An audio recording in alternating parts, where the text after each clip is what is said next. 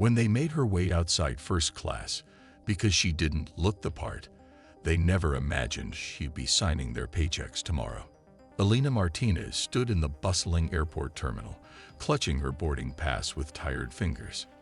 At 45, she had worked her way up from nothing to become a respected consultant, though you wouldn't know it from her modest appearance. Her simple pantsuit was professional but unremarkable, her carry-on well-used. After 15 years of building her expertise in corporate restructuring, she had earned her success through grit rather than connections. First-class passengers for Flight 347 to Chicago may now board, announced the gate attendant. Elena glanced down at her boarding pass in surprise. The company she was traveling to consult for had upgraded her seat. A small luxury after 3 connecting flights, she thought with a grateful smile. As she approached the first-class line, a gate attendant named Bradley stepped in front of her. His eyes flicked over her appearance with barely concealed disdain. "Excuse me, ma'am. This line is for first-class passengers only," he said loudly, drawing attention from nearby travelers. Elena calmly held up her boarding pass. "I understand. I've been upgraded to first class." Bradley took her boarding pass, examining it with exaggerated scrutiny. "This doesn't look right. Please step aside while I verify this." For 20 minutes, Elena stood to the side as other passengers boarded, including several businessmen who arrived after her but were ushered through with deferential smiles. Her face burned with embarrassment as whispers and glances were directed her way. Finally, a supervisor approached. "There seems to have been a miscommunication. Your upgrade is valid, Miss Martinez. The flight is already in final boarding," Elena replied quietly. "Well, you'd better hurry then," he said without apology. The flight to Chicago was comfortable, but Elena couldn't shake her unease. As a consultant specializing in corporate culture analysis, she knew that small interactions often revealed larger systemic issues. She didn't want to overreact to one incident, but something about the encounter felt emblematic of deeper problems. The following morning, Elena arrived at Transcendent Airways headquarters, a gleaming tower of glass and steel. In the lobby, she was greeted by Melissa Chen, the human resources director who had hired her to analyze the company's workplace dynamics. "Elena, welcome. How was your flight?" Melissa asked warmly. "Interesting," Elena replied carefully. "Actually, I had an experience that might be relevant to our work together." After hearing Elena's account, Melissa's expression darkened. "Unfortunately, that doesn't surprise me. We've had several complaints about customer service issues, particularly with certain demographics. It's one reason we brought you in." Elena spent the day interviewing employees across departments, gathering data about company practices. In a back office, she met George, an operations analyst who had been with the company for decades. Off the record, George said, leaning forward, "This place has 2 rule books, one for people who fit the transcendent image and another for everyone else.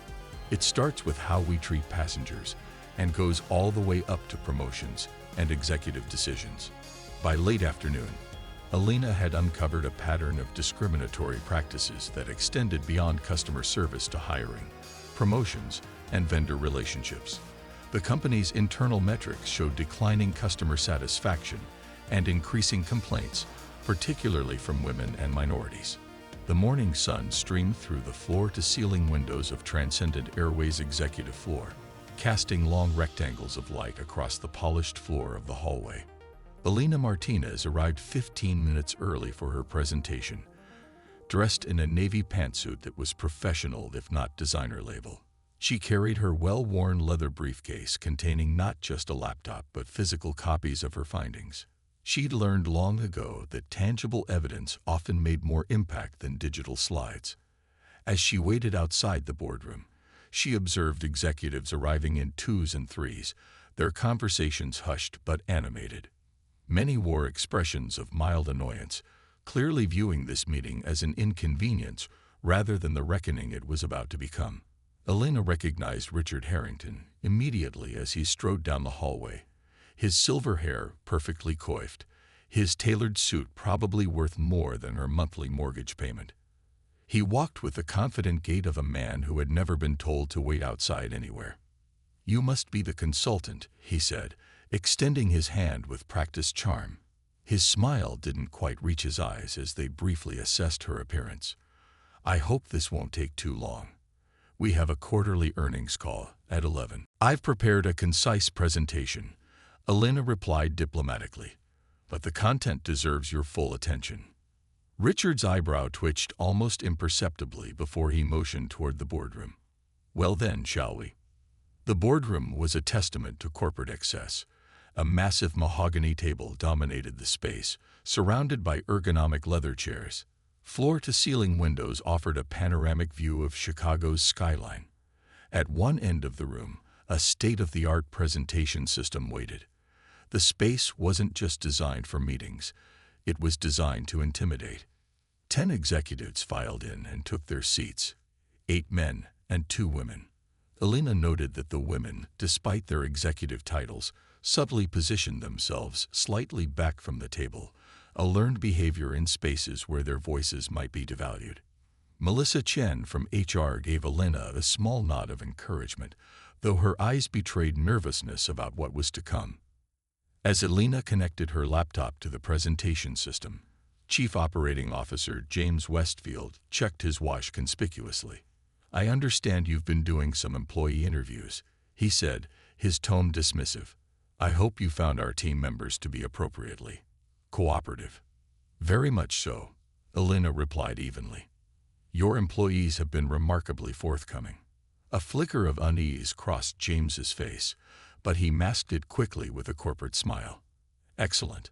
We pride ourselves on transparency." Elena took her position at the front of the room, standing tall despite being the only person not wearing an outfit with a 4-figure price tag. "Thank you all for meeting with me today. As you know, I was initially brought in to assess workplace efficiency and employee satisfaction at Transcended Airways. However, my investigation has uncovered issues that go far beyond productivity concerns." She clicked to her first slide, which showed a graph of customer satisfaction scores broken down by demographic categories, information the company already had but had never analyzed in this particular way. The disparities were immediately apparent, with certain groups consistently reporting poorer experiences. Based on my comprehensive analysis, Transcended Airways has a significant cultural problem that's affecting both customer experience and employee retention, Elena explained, her voice steady and authoritative. "Your discrimination complaints have increased 340% over 3 years, while your resolution rate has plummeted to just 12% of filed complaints." Richard Harrington shifted in his chair, his jaw tightening. "These are isolated incidents being blown out of proportion by today's hypersensitive climate. We run a tight ship here, Ms. Martinez." "With respect, Mr. Harrington, the data shows otherwise," Elena countered, advancing to the next slide. "Your own internal reports flagged these issues a year ago, but they were buried. I found them in your archived files, reports that specifically warned about potential legal liabilities from these patterns." The temperature in the room seemed to drop 10 degrees. Chief Legal Officer Patricia Winters straightened in her chair, eyes narrowing with sudden interest. "Which reports are you referring to specifically?" she asked, her tone carefully neutral. Elena clicked to the next slide, displaying screenshots of internal documents, with key passages highlighted. "These quarterly reviews from your customer experience team, for one. They clearly identify a pattern of discriminatory treatment, but were marked not for board review by someone in this room." She let this sink in before continuing, "And then there are these emails." The next slide displayed a series of messages between executives, several of whom were present in the room, discussing how to manage the optics of discrimination claims without addressing the underlying issues. One particularly damning exchange included the phrase, "Let them file complaints. Legal says it's cheaper to settle the few who persist than overhaul our passenger profiling system." "This is outrageous," sputtered James Westfield, his face flushing red. "You were hired to help with employee efficiency, not conduct some kind of witch hunt. Who authorized you to access private communications? Melissa Chen spoke up, her voice quiet but firm. The board approved Ms. Martinez's full access to all company records as part of her consulting agreement. Paragraph 3, Section B of her contract specifically grants her this authority. The more important question, Elena interjected, is why executives at a publicly traded company are actively concealing discrimination issues from their board and shareholders. Richard Harrington's practiced corporate mask was slipping, revealing flashes of anger. You're making mountains out of molehills, Ms. Martinez. Every company has service issues. Every company has disgruntled employees. This presentation is nothing but a selective reading of normal business challenges. Elena remained composed as she clicked to the next slide. Then perhaps you can explain this statistical analysis. The screen showed a comprehensive breakdown of how employees were hired, promoted, and compensated based on gender, race, age, and other protected characteristics. The patterns were unmistakable and damning. Or this, she continued, advancing to customer service response metrics that showed dramatically different treatment patterns based on passengers' names, zip codes, and appearance descriptors noted in the company's customer database. A heavy silence fell over the room. Elena could see the executives' minds racing, some calculating legal exposure, others planning how to distance themselves from the impending fallout, a few genuinely shocked by the scope of what they were seeing. As a professional courtesy, Elena said into the silence, I should inform you that during my investigation, I was approached by attorneys representing former employees who are preparing a class action lawsuit against Transcendent Airways. They don't yet have access to this data, but they will once discovery begins. Chief Financial Officer Martin Reynolds removed his glasses, rubbing the bridge of his nose. What exactly is the financial exposure we're looking at here? He asked, his voice tight. Based on similar cases and the documented pattern of deliberate concealment, you're looking at potential damages in the hundreds of millions, Elena replied matter-of-factly, not including the stock price impact when this becomes public. Richard's composure finally cracked completely. Are you threatening us? He demanded, hands flat on the table as he leaned forward aggressively. I'm informing you of facts, Elena replied, unflinching. As a publicly traded company, you have legal obligations to address these issues and disclose them appropriately. I've included comprehensive recommendations for immediate corrective actions in my report. She placed a thick folder on the table and slid it toward the center. This contains my full findings, which I'm ethically obligated to provide to your board of directors tomorrow morning. The question now is whether you'll be implementing these changes proactively, or whether the board and potentially the courts will be forcing these changes upon you. Patricia Winters reached for the folder first, opening it and scanning the executive summary with growing concern. Richard, she's right about the exposure. These numbers, if even half of this is accurate, we have a serious situation. This is absurd, Richard sputtered. You were hired by us. Your report belongs to us. My contract specifies that my findings must be reported to the full board, Elena corrected him. And as a licensed professional, I have ethical obligations that supersede any confidentiality clauses when it comes to documented illegal activity. The youngest executive present, Vice President of Digital Strategy Kevin Zhang, had been silent until now. Maybe we should actually look at her recommendations, he suggested cautiously. If there's a path forward that addresses these issues. There absolutely is, Elena interrupted, clicking to her final slides. I've outlined a comprehensive three-phase approach to transform company culture, revise policies, retrain staff, and implement accountability systems. It won't be easy or cheap, but it's far less costly than litigation and public scandal. The executives exchanged glances, a mixture of resignation, calculation, and in a few cases, something that might have been relief that long-ignored issues were finally being addressed. Richard Harrington stood abruptly. We'll need to discuss this privately. Thank you for your thoroughness, Ms. Martinez. Melissa will show you out. Elena gathered her laptop, but left the folder on the table. I'll be available all day for questions. And just so we're clear, I've secured copies of all documentation with my attorney. Attempting to destroy records at this point would only compound your legal problems." As Elena turned to leave, she caught sight of her reflection in the window. A simple woman standing her ground against a system built to exclude people like her. The same simple woman who had been forced to wait outside first class just days ago. There was a certain poetry to it, she thought. Behind her, she could already hear the raised voices as the blame game began.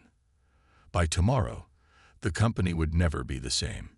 Sometimes it took an outsider to bring down the walls from within.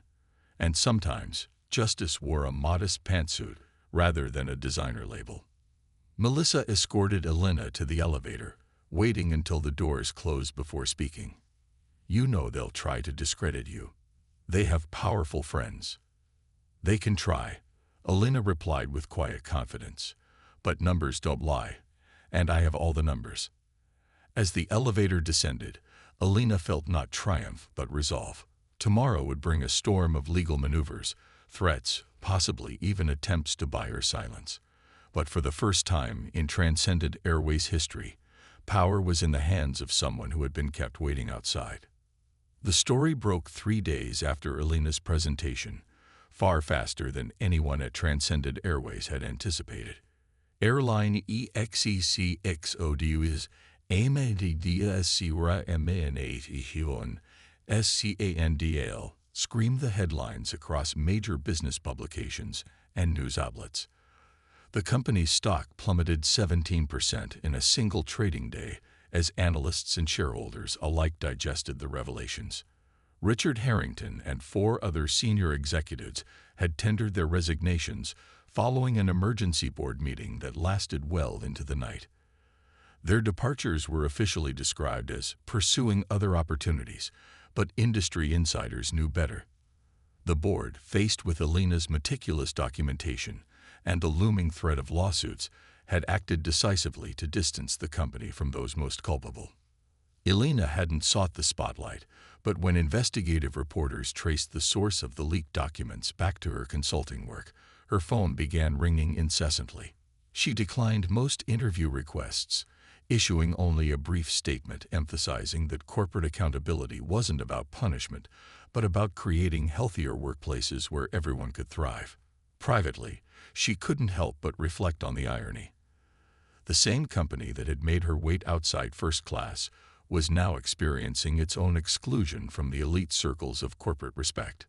Within weeks, her inbox overflowed with messages from current and former Transcendent Airways employees, each sharing stories that mirrored her own experience or worse.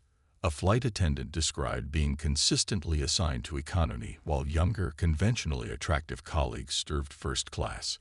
A maintenance engineer with 20 years' experience detailed being passed over for promotion in favor of less qualified candidates who fit the company image.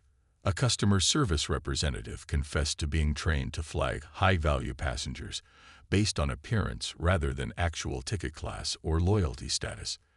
The pattern was even more pervasive than Elena had initially uncovered. The board of directors, still reeling from the scandal and facing pressure from institutional investors, took the unprecedented step of appointing Melissa Chen as interim CEO, the first woman and person of color to hold the position in the company's 60-year history. Melissa's first official act was to announce a comprehensive cultural audit and restructuring initiative. Her second was to call Elena. "We need you back," Melissa said during their private meeting in what had been Richard Harrington's corner office, now stripped of its hunting trophies and golf memorabilia. Not as a consultant this time, but as part of the leadership team. The board has approved the creation of a new C-suite position, Chief Culture Officer.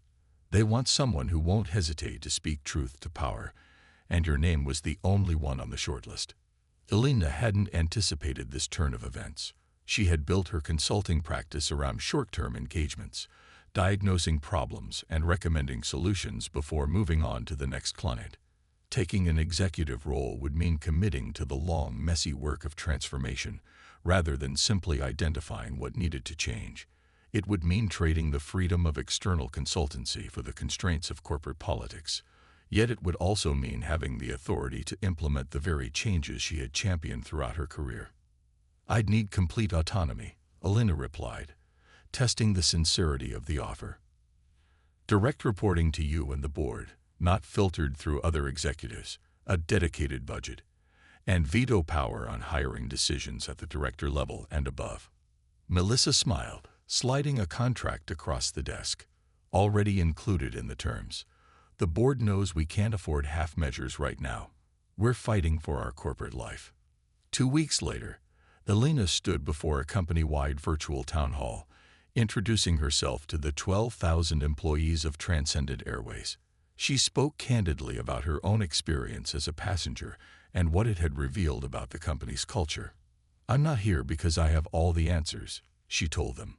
"I'm here because I asked questions no one else was willing to ask. And now I'm inviting all of you to do the same." The transformation began with listening.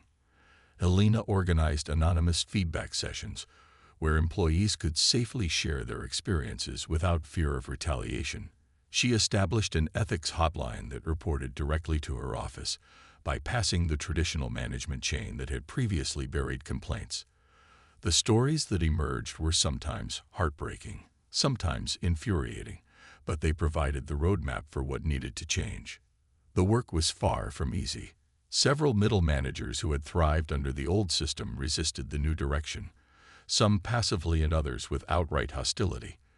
Alina faced whispered campaigns questioning her qualifications and motives. The diversity hire became her unwanted nickname in certain corners of the company. Yet for every resistor, there were dozens of employees who embraced the changes, particularly those who had been marginalized under the previous leadership. 3 months into her tenure, Alina launched the first phase of structural reforms. The employee evaluation system was completely overhauled to focus on objective performance metrics rather than subjective assessments that had frequently disadvantaged women and minorities. Hiring practices were revised to remove bias triggers, including the elimination of photos from application materials and the implementation of standardized interview questions. Customer service protocols were rewritten to ensure consistent treatment regardless of a passenger's appearance or background. The transformation extended to physical spaces as well. The executive floor, previously an exclusive domain where access was tightly controlled, was redesigned as a collaborative workspace open to employees from all levels of the organization. The first-class lounges, while still premium spaces, were made accessible to all elite status members regardless of appearance, with staff receiving extensive training on recognizing unconscious bias in customer interactions. By the 4-month mark, the first lawsuit was settled, not with the usual confidentiality agreements and denial of wrongdoing, but with a public acknowledgement of past failures and a detailed plan for remediation. The company's transparency about its shortcomings and commitment to change surprised industry observers accustomed to the standard corporate playbook of deny, delay, and dismiss. 6 months into the transformation, Alina stood in the same boardroom where she had once presented her damning findings. The faces around the table were different now, more diverse in gender, race, and background.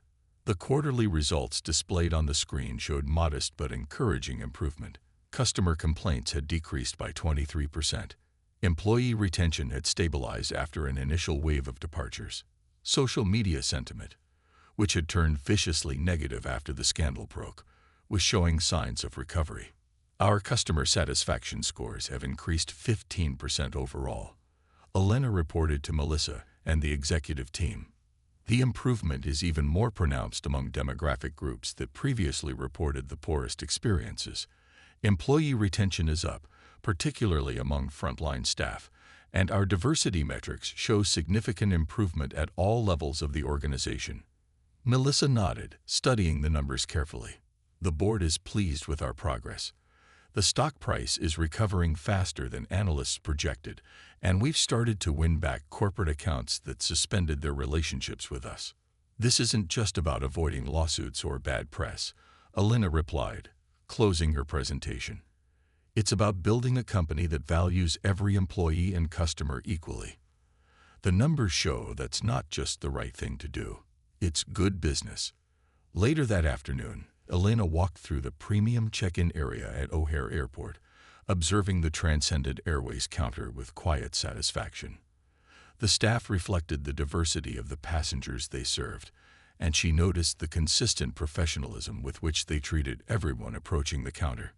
Bradley, the gate attendant who had humiliated her, was gone, not fired, but retrained and transferred to a different position after participating in the company's new bias awareness program and recognizing his own prejudices.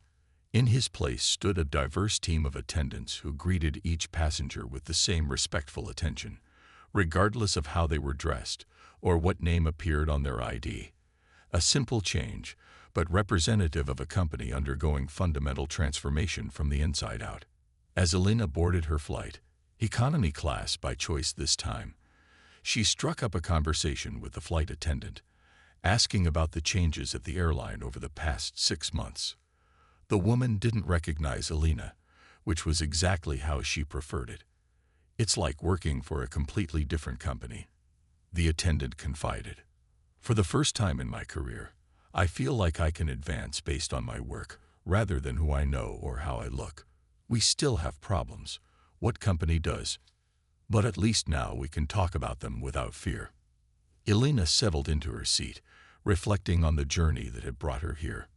She had never planned to become the face of corporate accountability, never imagined that being kept waiting outside first class would lead to her transforming an entire company culture. The irony wasn't lost on her that in trying to exclude her, Transcendent Airways had ultimately given her the power to include everyone. As the plane taxied toward the runway, Elena gazed out the window at the vast operation of planes, people, and processes that made up an airline. Changing a corporate culture wasn't quick or easy. It was daily work, pushing against ingrained habits and assumptions, challenging comfortable prejudices, measuring progress in incremental improvements rather than dramatic victories. But as the aircraft lifted into the sky, she felt a sense of possibility that extended far beyond Transcendent Airways. If one company could transform, perhaps others could too. Perhaps being forced to wait outside was sometimes exactly where you needed to be to see what needed to change inside.